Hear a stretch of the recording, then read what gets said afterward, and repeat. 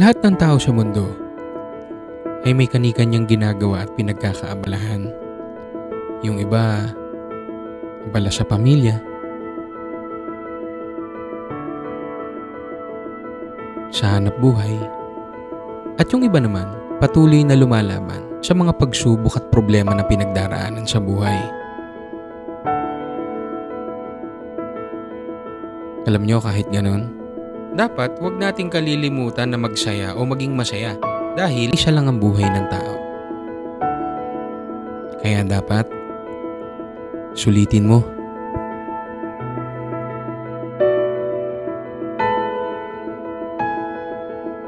Kasama ng taong pinakamamahal mo. Kasama ng matalik na kaibigan mo.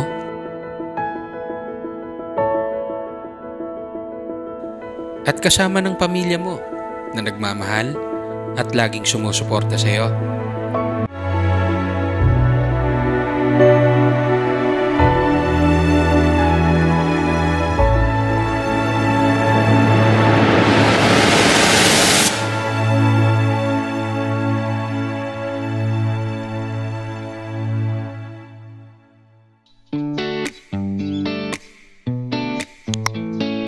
Ang ganda ng panahon ngayon. Siguro, simulan natin ang araw natin na ganito. Good morning! Diba ang sarap sa pakiramdam kapag ka mayroong masasayang tao na bumabati sa'yo?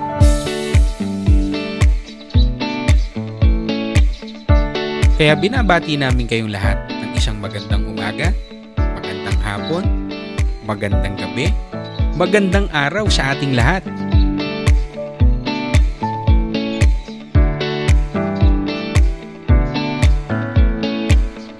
Na po kami sa... Nasaan na tayo?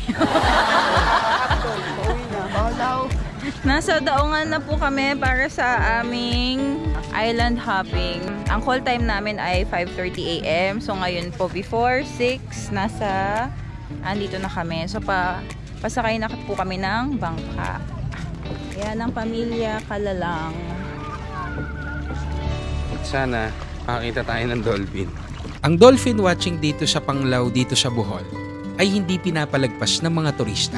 Lalo pat kasama ito sa itinerary kapag pupunta kayo ng Balikasag Island. Sabi ng mga lokal dito, ang mga dolphin daw ay nagpapakita mula alas 6 ng umaga hanggang alas 11 ng umaga. Pa rin tayo sa bangka. Punta tayo dun sa isla na yun. Sabi ni Kuya, yun daw yung Cebu North. Yan. Diyan daw yung Oslob. Tapos dun yung Siquijor. Yan. Yung isla na yan. Lapit pala ng Siquijor saka ng Cebu dito sa Bohol. At kung mapapansin ninyo, yung dagat, kalmadang-kalmada. Yan.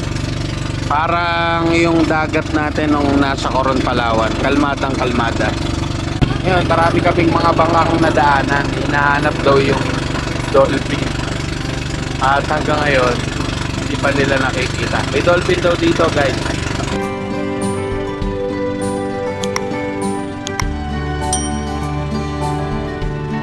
At maya-maya nga, ang hinahanap naming dolphin ay nagpakita na. Lumabas na yung dolphin kanina, nawala eh. Dito sa area na to. Nawala yung dolphin. At pagkalipas ng ilang saglit lang, yung dolphin na hinihintay namin ay lumabas na.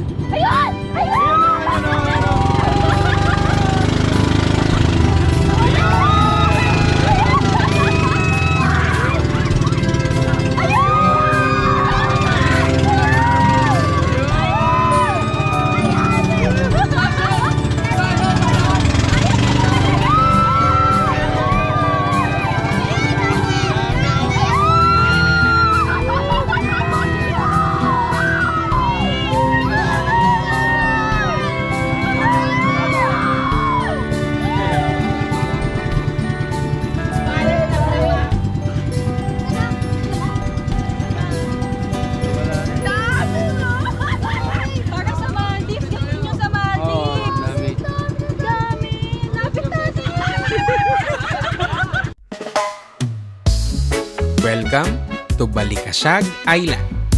Maraming tao ang gustong magbakasyon dito dahil sa ganda ng buhangin, malakristal na tubig, at ganda ng islang ito.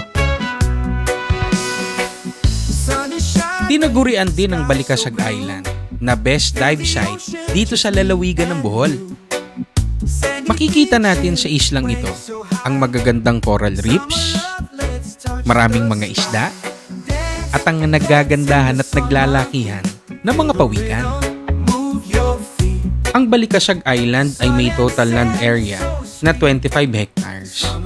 At ang 1.5 hectares ng isla ay dinebelo para maging resort at para maging diving spot ng isla. Dito na tayo sa Balikasag Island.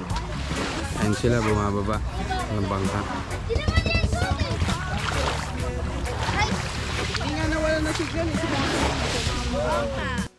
Pagdating ng isla ay magkakaroon ng konting briefing para sa gagawing snorkeling. At reminder guys, 3 tao lang ang pwedeng sumakay dun sa bangka papuntang snorkeling spot. 4 po.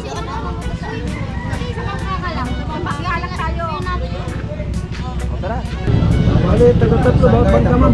Bali, 3 guide kayo, ma'am. Isang guide, 3 bangka. Sa 3 lang para sa isa. Dalawang adult, isang bata. Para magaan man ba? Para hindi mahirapan. Okay, yung 3 po dito sa akin po. Sa inyo si Morgan, 3. Cloud, gamit. Sig tayo. Tama-tama na yung pala, no? Kita 3, ma'am. Bago kami tumuli sa snorkeling spot ay napansin ko itong kasama naming bata na si Calvin ay medyo tahimik. 3 lang daw kada bangka. Very good, Calvin. Sabi niya, okay lang naman daw siya kaya tuloy ang snorkeling namin.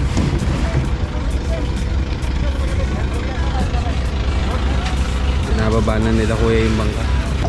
Dami nang dumadating. Oh. Ayun sila sa kabila, oh. Oo nga. Ayun sila sa kabila, oh. Mas maganda talaga naging maaga tayo kasi dami nang dumadating. Oh. Tara. Ayun kasi medyo trauma na ako sa mga mabasa eh. At least ito nandito lang siya. Hi! Ano, magagana tayo? Pupunta tayo, di ba? Si tatay ang ano. Ba't magagagal? Ay, hintayin natin sila. Hindi, pagdating natin doon tayo magagagel. Tapos mag-ano ka lang, hahanapin mo si Dima sa ilalim ng tubig. Let's go snorkeling guys. Let's Ayun sila eh. Sino? Wala. Okay ka ba ba? In the summer heat, feel the rhythm, move your feet. Sun and sand, it's so sweet. Summer days can't be beat.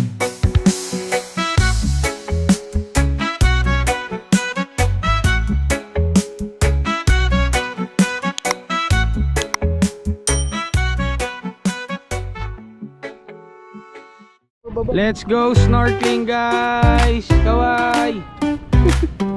Mag-i-snorkeling na sana kami. Kaya lang yung kasama naming bata na si Calvin ay biglang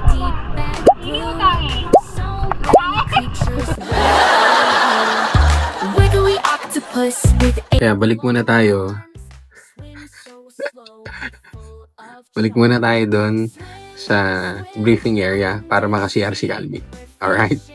Friends play happily, splash around, come take a look in the ocean storybook.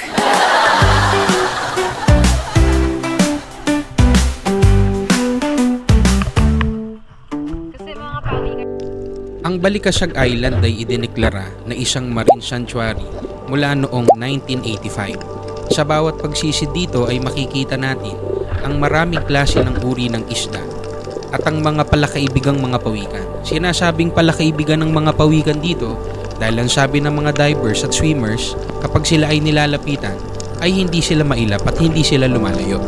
Merong ilang mga nakamamanghang dive site sa paligid ng Balikasag. Ito ang Black Forest. Ngunit kailangan mo munang sumisid ng humigit kumulang 40 meters sa ilalim ng dagat. Makakita ka rito ng magagandang corals at iba't ibang species ng mga isda kagaya ng mga barracudas, wrasses, Moorish idols, garden eels, trumpet fish, popper at marami pang ibang klase ng isda.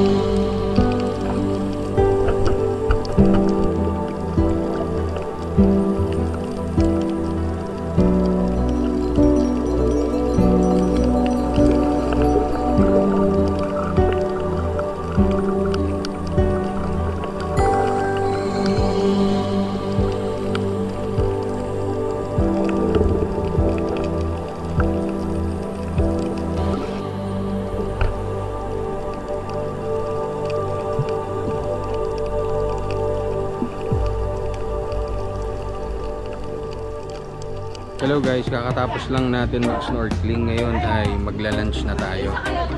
Ito na yung Kalalang family. Nag-start na sila kumain. Meron tayong sinigang, adobong baboy, buttered garlic na crab, inihaw na pusit, saka manok.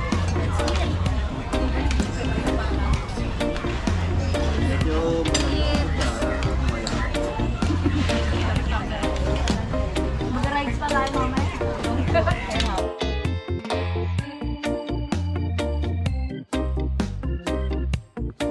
At habang kami ay kumakain, sama-sama nating pagmasdan ang ganda ng Balikasag Island.